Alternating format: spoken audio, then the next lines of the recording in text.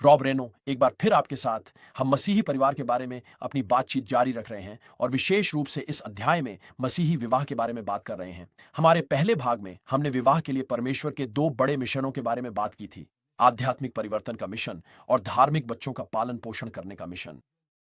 इस खंड में हम पति के मिशन पर ध्यान केंद्रित करेंगे, खासकर जब यह उसकी पत्नी के लिए आध्यात्मिक आशीर्वाद बनने की बुलाहट से जुड़ा है। अब एक छोटी भूमिका, ये दो हिस्से हैं जिनमें हम पति और पत्नी के मिशन और भूमिकाओं के बारे में बात करते हैं। मेरा विश्वास है कि बाइबल शुरू से सिखाती है कि परमेश्वर ने पुरुषों और महिलाओं को समान मूल्य, महत्ता, गरिमा और महत्व के साथ बनाया है। लेकिन परमेश्वर ने हमें अलग अलग भी बनाया है, भावनात्मक और आध्यात्मिक रूप से अलग, क्योंकि उसके पास हमारे लिए अलग भूमिकाएं और जिम्मेदारियां हैं। जब मैं भूमिकाओं की बात करता हूं तो बाइबल यह नहीं बताती कि घास कौन काटेगा, बिल कौन भरेगा या चेक कौन लिखेगा। जो भूमिकाएं परमेश्वर हमें देता है वे कहीं अधिक बड़ी, गहरी और उसके राज्य तथा हमारे संबंधों से अधिक जुड़ी हैं। यही मैं आपको दिखाना चाहता हूं। तो पति का मिशन हमारे लिए परमेश्वर के वचन में इफिसियों 5 के 25 और 26 वचन में बताया गया है। हे पतियों, अपनी पत्नियों से वैसे ही प्रेम करो जैसे मसीह ने कलीसिया से प्रेम किया और उसके लिए अपने आप को दे दिया, ताकि उसे पवित्र बनाए और वचन के द्वारा जल से धोकर उसे शुद्ध करे। ठीक है पुरुषों, हमारे पास यहां 3 गुना मिशन है और पहला है पति अपनी पत्नियों से प्रेम करें। अब अगर हम इसकी परिभाषा जानना चाहें तो पत्नी से प्रेम करने का क्या अर्थ है, हमें बाइबल में कहीं और जाना होगा, क्योंकि परमेश्वर ने 1 कुरिन्थियों 13 में प्रेम की परिभाषा दी है। तो हम वहां जाते हैं और पता करते हैं कि प्रेम क्या है। परमेश्वर कहते हैं कि प्रेम धीरजवंत है, प्रेम कृपाल है, प्रेम डाह नहीं करता, प्रेम अपनी बड़ाई नहीं करता और फूलता नहीं, वो अनरीति नहीं चलता, वह अपनी भलाई नहीं चाहता, झुंझलाता नहीं, बुरा नहीं मानता, कुकर्म से आनंदित नहीं होता, परंतु सत्य से आनंदित होता है। वह सब बातें सह लेता है, सब बातों की प्रतीति करता है, सब बातों की आशा रखता है, सब बातों में धीरज धरता है। तो घर पर, मेरे कार्यालय की मेज पर मेरे पास एक छोटा सा कार्ड है और उस कार्ड पर लिखा है, जब बात एमी की आती है तो मैं धीरजवंत हूं, जब बात एमी की आती है तो मैं दयालु हूं, जब बात एमी की आती है तो मैं ईर्ष्या नहीं करता, मैं अपनी बड़ाई नहीं करता, मैं अभिमानी नहीं हूं, मैं अनरीति नहीं चलता, अपनी भलाई नहीं चाहता, मैं उसके साथ आसानी से झुंझलाता नहीं, बुरा नहीं मानता और मैं उसके द्वारा की गई गलतियों का हिसाब नहीं रखता। कुकर्म से आनंदित नहीं होता, परंतु सत्य से आनंदित होता हूं, सब बातों की आशा रखता हूं, सब बातों में धीरज धरता हूं। और मेरे उस छोटे से कार्ड पर लिखा है कि मैं इन सब चीजों को करने से कभी नहीं थकता। अब अगर मैं आपसे पूछूं, क्या यह एक सच्चा और सटीक बयान है कि मैं हर दिन अपनी पत्नी से कैसे प्रेम करता हूं? मुझे उम्मीद है आप नहीं कहेंगे यह सच्चा बयान नहीं कि मैं हर दिन एमी से प्रेम करता हूं, लेकिन मैं चाहता हूं कि जब मैं कहूं क्या यह मेरे लिए परमेश्वर की पवित्र धर्मी आज्ञा नहीं, तो आप मुझसे सहमत होंगे। पति लोग, अपनी पत्नियों से प्रेम करो।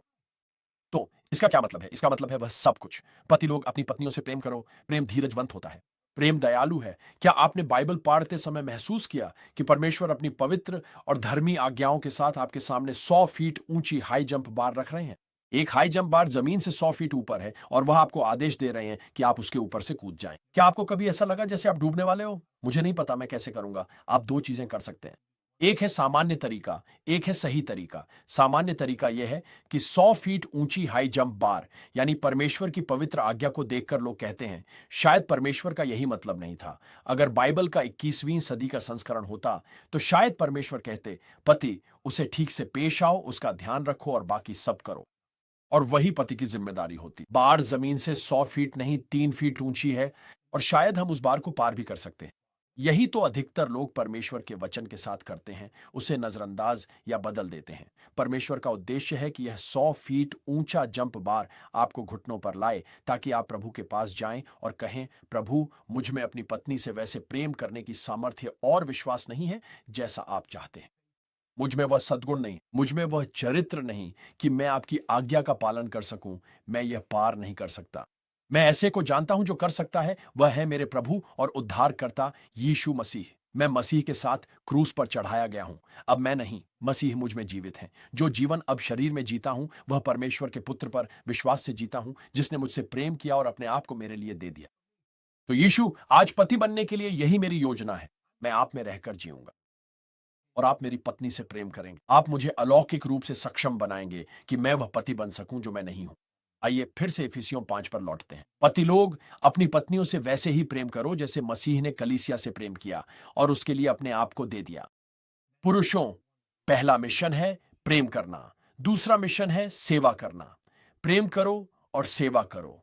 यीशु सेवा करवाने नहीं बल्कि सेवा करने और बहुतों के लिए अपनी जान देने आए थे। इसलिए पति का बुलावा है कि वह अपनी पत्नी के लिए अपना जीवन समर्पित करे, उसके लिए बलिदान दे, उसकी देखभाल करे और यदि आवश्यक हो तो उसके लिए मर भी जाए। और काश मेरे पास यहां और अधिक समय होता कि मैं इसमें गहराई से जा पाता, लेकिन मैं आपको एमी और मेरी किताब विजनरी मैरिज की ओर इशारा करना चाहूंगा, जिसमें इन बहुत सारी वचनों की गहराई से चर्चा की गई है और व्यावहारिक रूप से एक मसीही विवाह में ये कैसे दिखते हैं ये बताया गया है। लेकिन चलिए पति के अगले कर्तव्य की ओर बढ़ते हैं। पति प्रेम करते हैं, पति सेवा करते हैं। हे पतियों, अपनी पत्नियों से वैसे ही प्रेम करो जैसे मसीह ने कलीसिया से प्रेम किया और उसके लिए अपने आप को दे दिया ताकि उसे पवित्र बनाए और उसे वचन के द्वारा जल से धोकर शुद्ध करे। तो यहां हम पद 26 की शुरुआत में पति का परम उद्देश्य पाते हैं, अपनी पत्नी को पवित्र बनाना। क्या आपको याद है कि विवाह का पहला उद्देश्य क्या था? है ना, एक दूसरे का आत्मिक रूपांतरण। तो पति को प्रेम और सेवा के लिए क्यों बुलाया गया है? असल में उसका सबसे बड़ा उद्देश्य जो परमेश्वर ने दिया है वह है पत्नी को पवित्र बनाना और उसकी विश्वास भक्ति में बढ़ने में मदद करना। इसीलिए वह उससे प्रेम करेगा, इसीलिए वह उसकी सेवा करेगा। लेकिन हमारा तीसरा उद्देश्य है नेतृत्व करना। प्रेम करो, सेवा करो, नेतृत्व करो। अब जब हम इस बिंदु पर आते हैं तो अपनी सेवा के बारे में सोचते हुए, खासकर एमी के लिए, मुझे उसे प्रेम करने और सेवा करने में अयोग्य महसूस होता है। यीशु को मुझे यह करने के लिए पूरी तरह से अपनी शक्ति और सामर्थ्य देनी पड़ती है। लेकिन जैसे ही मैं रिश्ते में आत्मिक नेतृत्व करने के बारे में सोचता हूं तो मुझे असुरक्षा और डर की एक नई परत का सामना करना पड़ता है। क्योंकि कई मायनों में एमी मुझसे कहीं अधिक आत्मिक रूप से परिपक्व व्यक्ति है। कई मायनों में उसकी आस्था मुझसे अधिक मजबूत है। कई मायनों में वह मुझसे कहीं आगे बढ़ चुकी है। तो मैं ऐसे व्यक्ति के लिए आत्मिक अगुआ कैसे बन सकता हूं जो मुझसे आगे है? फिर मैं घुटनों पर आ जाता हूं। ईश्वर, मुझे नहीं पता कि विवाह में आत्मिक नेतृत्व कैसे करना है। मैंने यह अपने पिता से नहीं देखा।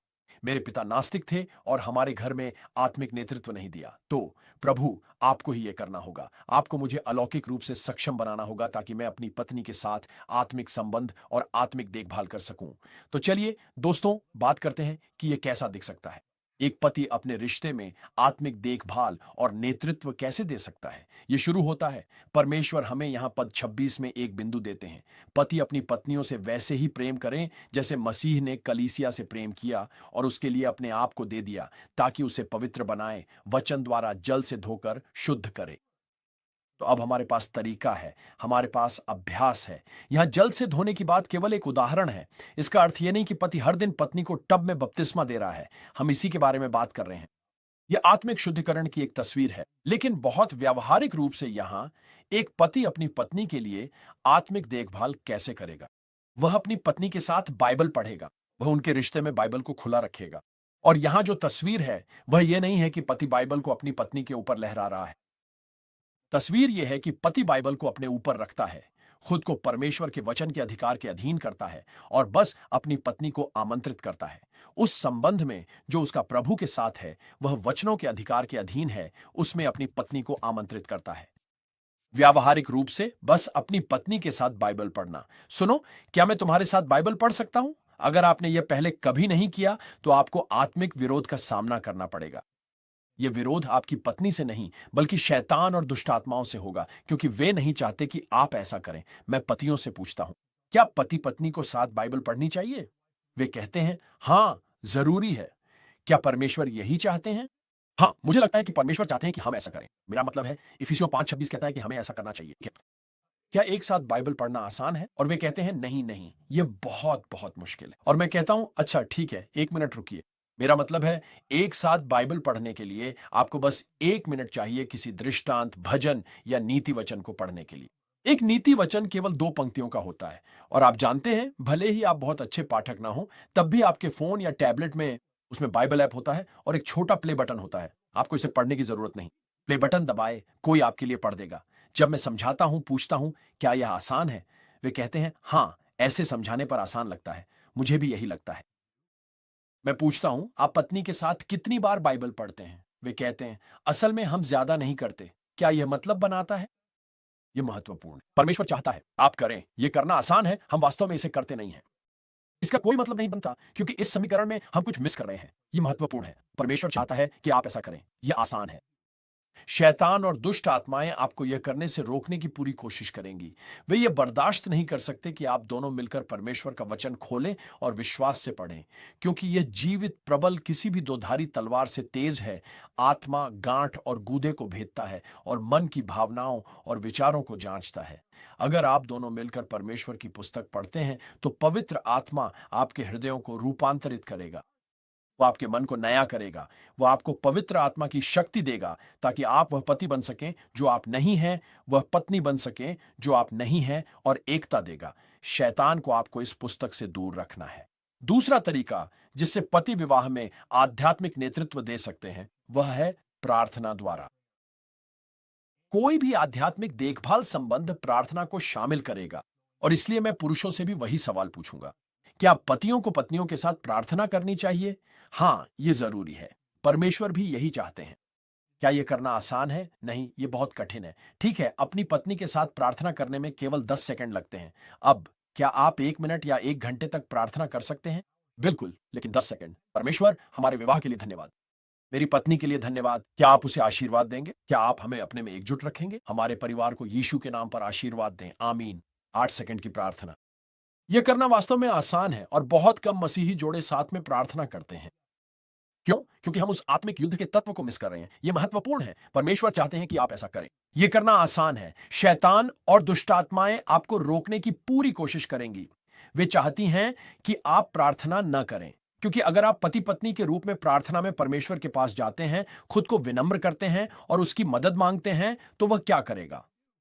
यह हमसे शुरू होता है। वह आपकी मदद करेगा। आप यह तब भी कर सकते हैं जब आप झगड़ रहे हो या किसी संघर्ष में हो। एमी और मैं ऐसा करते हैं। यदि ये बहुत मुश्किल है, लेकिन यह बहुत अच्छा है। हम झगड़ रहे हैं। हम में से कोई कहता है लगता है हमें प्रार्थना करनी चाहिए। यह मुश्किल है। हम एक दूसरे के पास खड़े हो जाते हैं। हम गुस्से में हैं। हमें अपने दिल की सुरक्षा को कम करना पड़ता है। हम एक दूसरे का हाथ पकड़ते हैं। हम कहते हैं परमेश्वर हमारी मदद करो। 3 शब्द, परमेश्वर हमारी मदद करो। पवित्र आत्मा तुरंत आ जाता है। मेरा दिल नरम कर देता है। उसका दिल नरम कर देता है। मैं समस्या के लिए उसे दोषी ठहरा रहा था। अब मुझे समस्या में अपनी भूमिका दिख रही है। वह मुझे दोषी ठहरा रही थी। अब उसे भी अपनी भूमिका दिख रही है। अगर आप परमेश्वर से मदद मांगेंगे तो वह मदद करेगा। शैतान को आपको प्रार्थना रहित रखना ही होगा। तो पुरुषों, आप अपने रिश्ते में आध्यात्मिक नेतृत्व कैसे दे सकते हैं? एक साथ और अधिक प्रार्थना करें और एक साथ परमेश्वर के वचन में अधिक समय बिताएं।